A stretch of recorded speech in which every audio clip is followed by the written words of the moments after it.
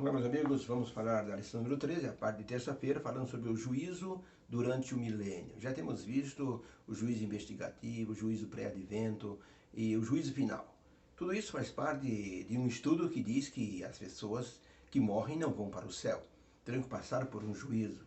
A aprovação divina é que vai permitir que a pessoa vá para o céu depois da volta do Senhor Jesus. Não se pode ultrapassar etapas, é preciso cumprir aquilo que Deus determinou. Por isso, Jesus Cristo, ao voltar, vai transformar as pessoas vivas e, ao ressuscitar os mortos, aprovados por Deus no juízo investigativo, dará a eles um corpo incorruptível, um corpo novo, e eles então todos juntos subirão a encontrar-se com Jesus e passarão um período de 1000 anos no céu, que é chamado de milênio.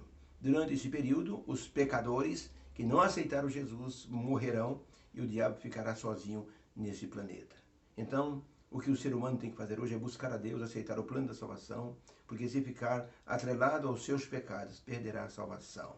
2 homens embriagados saíram de um bar às 2 da manhã, entraram num barco que os levaria, eles teriam que remar para o outro lado do lago, onde eles teriam o local para morar, eles moravam ali. Entraram os dois no barco e ficaram remando os dois ali, das 2 até as 6 da manhã, quando o dia clareou. Perceberam que não foram a lugar nenhum, estavam parados no mesmo lugar, porque na embriaguez esqueceram de desamarrar a corda do ancoradouro e o barco ficou parado no mesmo lugar.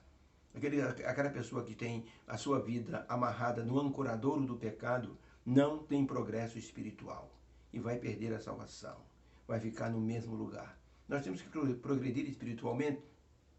A palavra de Deus nos garante um aprendizado para o crescimento espiritual. O apóstolo Paulo diz assim que ele estava crescendo espiritualmente, porque antes ele bebia o leite espiritual materno, mas agora ele diz que ele come coisas de gente grande. Nós temos que aprender a cada momento que temos que crescer espiritualmente. E o crescimento nos leva ao afastamento do pecado.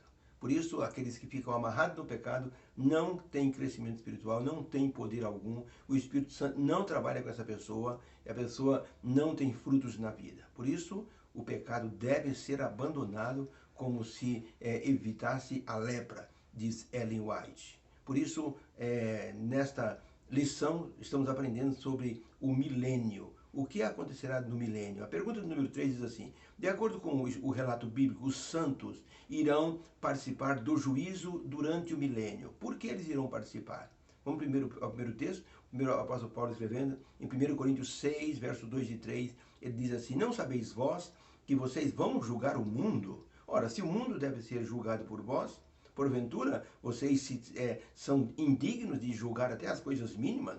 Não sabeis vós que vocês vão julgar também os anjos, quanto mais as coisas pertencentes a essa vida? Então o apóstolo Paulo está dizendo assim: haverá um momento em que as pessoas salvas julgarão até os anjos caídos e julgarão aqueles que não se salvaram.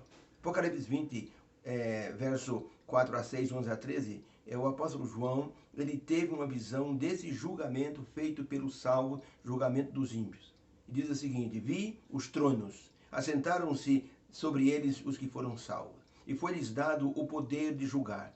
E vi as almas daqueles que foram degolados pelo testemunho de Jesus e pela palavra de Deus, e que não adoraram a besta, nem a sua imagem, não receberam o sinal na sua testa, nem na sua mão. E essas pessoas viveram e reinaram com Cristo durante 1000 anos, mas os outros, mortos, não reviveram, até que completasse os 1000 anos. Essa é a primeira ressurreição.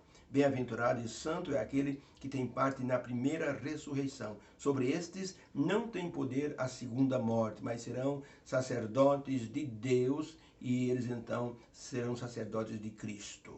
Muito bem, o apóstolo João diz ainda: vi os mortos, grandes e pequenos, que estavam diante de Deus, e abriram-se os livros, e abriu-se outro livro, que é o livro da vida, e os mortos foram julgados pelas coisas que estavam escritas nos livros, segundo as suas obras. E deu o mar os seus mortos que havia, e a morte e o inferno também deram os seus mortos que neles haviam, e foram julgados cada um segundo as suas obras. Para a pergunta, de acordo com o relato bíblico, haverá um julgamento no milênio. Por que os santos vão participar desse julgamento? Resposta: a participação dos salvos no julgamento do milênio dará oportunidade para que eles vejam que Deus foi justo em todos os casos e que as pessoas se perderam porque rejeitaram as oportunidades. Deus diz lá em Ezequiel: não tenho prazer na morte do ímpio. Quero que ele se converta, para que ele possa se salvar também. O juízo que acontecerá no período do milênio irá mostrar o caráter amoroso de Deus, tentando salvar o pecador de todas as formas. Porque o diabo sempre acusou Deus de ser injusto e parcial. Mas esse julgamento vai mostrar o quanto Deus foi bondoso, como o plano da salvação foi eficiente para salvar aqueles que aceitaram. E mostrará que o castigo dos ímpios é completamente justo e permitirá que os salvos participem desse juízo, porque eles agora conhecem plenamente o caráter de Deus, que é justo e que é amoroso e redentor. Não haverá nenhuma dúvida. Imagine alguém que não teve o pai ou a mãe que estará no céu. Vai perguntar para Deus: por que meu pai e minha mãe não estão aqui? E essas pessoas poderão ver o livro da vida daqueles que não foram salvos e vão então confirmar que Deus foi absolutamente justo. A pessoa é que não aceitou o plano da salvação e nem o perdão. É muito triste a pessoa não se salvar porque rejeita o perdão. Um moço crente se envolveu com alguns amigos ruins e eles então montaram um assalto. No assalto, o vigia foi morto. E eles então, os amigos fugiram e deixaram o moço crente na cena do crime. Ele foi preso, julgado e condenado à cadeira elétrica pela morte do vigilante sem nenhuma defesa. Ele foi para a prisão. O advogado tentou o cancelamento da sentença, não teve sucesso. A mãe desse moço, foi até o presidente e mostrou que ele era um moço crente, que sempre teve uma boa conduta, e o presidente então deu o perdão para aquele moço. O pastor da igreja foi até a prisão levar o perdão. Mas o moço não quis receber o pastor. Gritou muito, bateu a cabeça na parede, gritou muito, dizendo que não queria falar com nenhum pastor, que o pastor só vinha para dar sermão para ele não queria isso e que ele fosse embora. O diretor da prisão, depois que o pastor foi embora, foi lá e disse: você é a pessoa mais boba que eu já vi. O senhor vai me dar sermão também? Disse o condenado. Ele disse: não vou te dar sermão. Eu vou dizer para você apenas que esse homem que saiu daqui, o pastor da sua igreja, ele trouxe o perdão do presidente para você. E o moço se desesperou, mandou chamar o pastor de volta. O diretor disse: não vou chamar ninguém, porque o presidente foi bem claro. Só deu perdão se ele aceitar o perdão. Você rejeitou o perdão.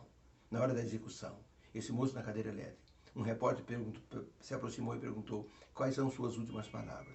Ele olhou para o repórter, com os olhos cheios de lágrimas, e disse: escreva a minha história e diga que eu estou morrendo. Não é porque eu pratiquei um crime, é porque eu rejeitei o perdão. Aquilo calou muito fundo no coração daquele repórter que estava afastado de Deus. E esse moço, então, esse repórter, voltou a procurar assim a sua igreja, a ler a palavra e a ter comunhão com Deus. É muito triste a pessoa se perder porque rejeita o perdão. Milhões se perderão porque rejeitaram o plano da salvação. Que possamos estar entre os salvos, daqueles que vão julgar aqueles que estarão perdidos. Que, infelizmente, diz a Bíblia, os perdidos serão como a areia do mar. Deus nos abençoe, que o Espírito Santo trabalhe conosco, possamos fugir do pecado, possamos então atentar para o plano da salvação que é a nosso favor. Obrigado, Senhor, pela lição de hoje. Abençoa aquele que está estudando comigo, possamos nos preparar, fugir do pecado, estar prontos para a tua segunda vinda. Em nome de Jesus, amém. Beijo no coração. Tenha uma excelente terça-feira na presença do Senhor. Deus abençoe. Amém.